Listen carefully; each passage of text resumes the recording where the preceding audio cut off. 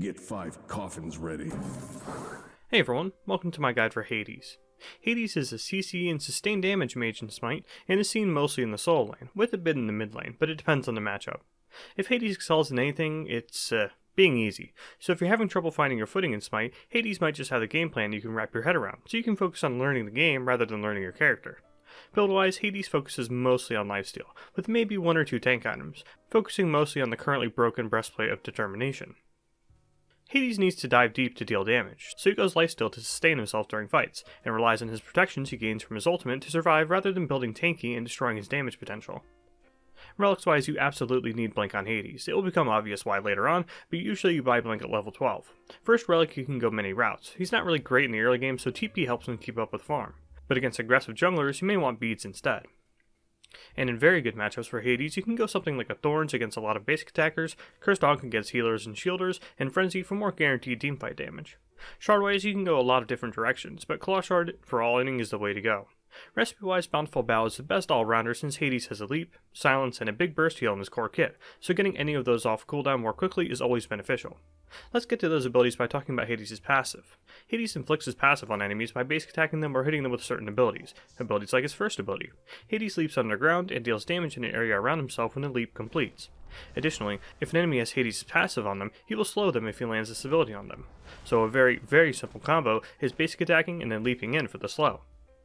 Obviously though, this ability also applies that passive, so that'll become important later on. Otherwise though, this is just a leap. Use it to chase down kills, use it to escape, go over walls, all that good stuff. But don't forget to do the simple basic attack and leap combo whenever you intend on being aggressive. Or you can just use your second ability for that. Hades silences all enemies in a large cone AoE in front of himself, applying his passive to any enemies hit by this ability.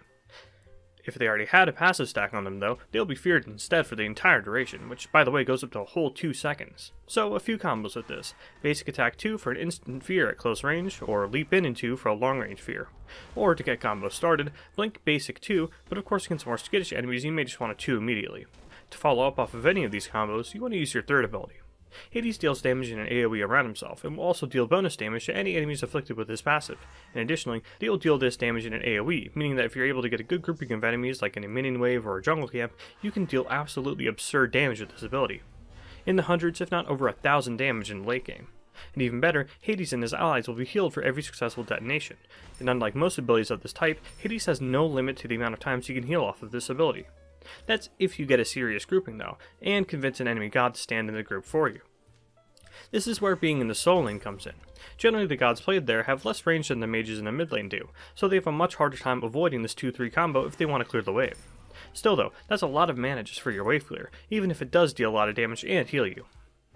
So for when things are slower, for instance in the early game, never forget that your basic attacks apply that passive as well. So against things like jungle camps, you definitely want to just basic attack each minion once and then detonate. Same with groups of 3 minions in a minion wave, just basic attack each one and then detonate.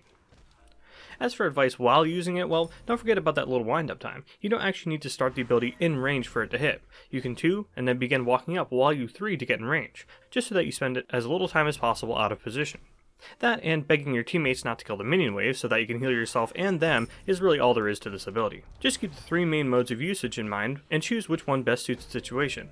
Against a god with a lot of range, 1, 2, 3, or blink basic 2, 3. Against individual gods or groups of small minions, basic attack each and then 3. And finally against large groups of minions or small groups of minions with a god in them, 2, 3. Then they'll typically use a movement ability to get away from you. So then you chase with your 1 and then activate your ultimate. Hades roots himself in place and instantly becomes CC immune and gains a ton of protections. Then begins pulling all enemies in AoE around himself towards the center, and deals damage every 0.5 seconds. Any enemies who had Hades' passive on them when they initially get hit will also have their protections reduced. So now, you can piece together everything we know about Hades so far. You go a lifesteal build so that you can lifesteal while using this ultimate to mitigate the damage enemies are doing to you, since you're standing still and you're easy to hit.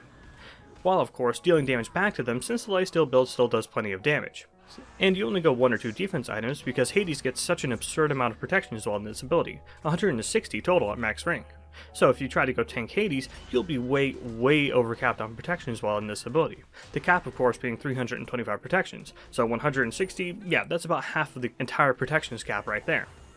Which of course makes all the bonus defense you go from tank build completely pointless, whereas some extra damage on your side would have actually made a difference while using this ultimate. With that out of the way, when do you use this? Let's talk about the early game, since that can feel the most awkward, since his ultimate is obviously all about the team fights. Well, of course, this ability makes for a great finishing move, and in times when you're steamrolling in the late game, you want to use it that way as well. But naturally, you need to be sure your opponent has every movement ability and immunity down if you want this to go off in its entirety. Oh, what's that? They don't? Well, of course they don't. They haven't used it yet because everyone playing against Hades lives in fear of this ability. So, you want to play for as much time as you can without using this ultimate. Then, once they've expended important resources trading with you, use this ultimate for extremely good trade potential in your favor, as well as buying time for your other abilities to come off of cooldown. Then finish them off with your core kit once it's finished. But of course, this is also a great self-heal ability. You can almost think of it like a second pair of beads, since your CC immunity is instant and can be held to avoid the entirety of whatever CC is currently affecting you. A quick stun, ultimate, cancel, and move on. A long-lasting CC like Hunbat's ult, use your ultimate for the duration, cancel, and again, move on. And just like before, use this time to buy time for your 3, for the heal, and your 1, your leap, to come off of cooldown. It's very simple, and in the early game you should never shy away from using this ability just to survive. Remember, this ability isn't much good anyways until you start participating in teamfights. So let's talk about them. It is completely and utterly matchup dependent. You see, against gods with no movement abilities or gods who just grant themselves movement speed like Kukulkan or Ra, Hades has a field day. Just blink 2 ult and yeah, they're gone. Since with any sort of damage build, this ability alone does over 1600 damage if performed in its entirety. Although as I'm sure you can guess, that rarely ever happens. Use purification beads to avoid the pull, and you only take 1 or 2 ticks of damage. Against gods who have Aegis instead, sure they have to eat that pull, but they can still immune most of the ability's damage. So yes, unfortunately this ability is a lot like an Ares ultimate or an Ymir ultimate. If they go off in their entirety, whoever you hit is gone, they're not living. So in turn, that means everyone on the enemy team is holding in reserve all the things that can avoid this ultimate. Purification beads and Aegis, as I've already mentioned, but of course in this case just CC immune ultimates and general movement abilities will do the trick to avoid this ability. So what I'm trying to say is, depending on the matchup, there's a very good chance you won't be getting a chance to avoid people using their purification beads, dashing, leaping, and otherwise immuning this ultimate. So don't wait all day looking for that god tier ultimate where you catch 5 people with all their immunities down. You need to be the guy who gets in there and burns all those immunities for your team. In other words, yeah, you really just blink, 2, and ult huge groups of people and ask them to square up. Because frankly, they're not going to kill you through this. You're killing them. They have to immune this ability and burn resources to tank its damage if they want to win that fight.